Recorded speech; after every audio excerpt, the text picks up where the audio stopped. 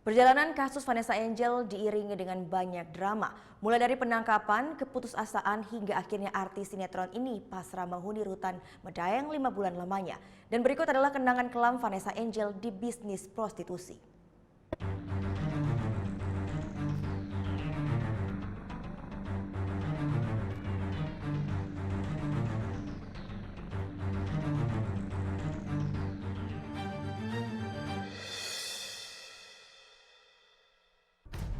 Seperti tersambar petir di siang bolong. Artis FTV Vanessa Angel 5 Januari silam terciduk berada di sebuah hotel di kota Surabaya, diduga tengah menjajakan dirinya pada seorang pria pemesan. Penyidik Polda Jatim tak semata-mata menahan artis tersebut atas penggerebekan ini. Kala itu ia masih berstatus saksi korban. Kepada publik ia sampaikan permohonan maaf setelah dibebaskan sementara oleh penyidik. Assalamualaikum warahmatullahi wabarakatuh. Saya Vanessa Angel meminta maaf atas kegaduhan yang telah terjadi, atas segala opini dan asumsi yang telah terbentuk di masyarakat maupun di media sosial.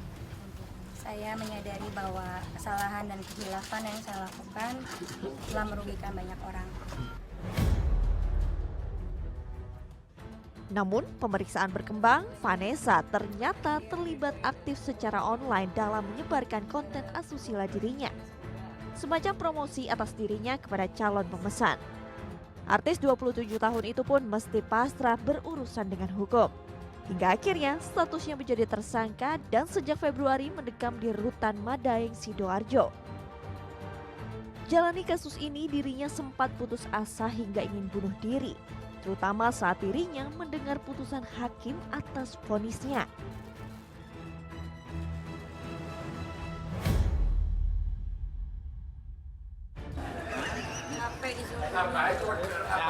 Capek didolimi ya. Siapa yang dolimi, Mbak? Awas gitu. Siapa yang dolimi, Hanya Mbak? Vanessa capek didolimi. Harapannya gimana, Mbak? Kalau emang nggak ada yang bisa nolongin aku, bunuh aja, aku nggak apa-apa.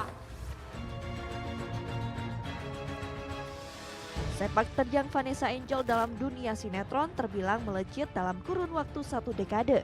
Sejak membintangi sinetron pertamanya pada 2008 hingga akhir 2018 silam sudah 5 judul sinetron dan 24 judul FTV ia perankan. Ia juga beberapa kali menjadi presenter dan belakangan merambah sebagai selebgram. Rencananya ia akan dibebaskan hari ini.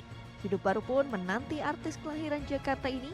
Namun akankah kenangan kelam ini memberikan efek jera pada sang artis atau justru terjerumus kembali ke lubang nestapa ini?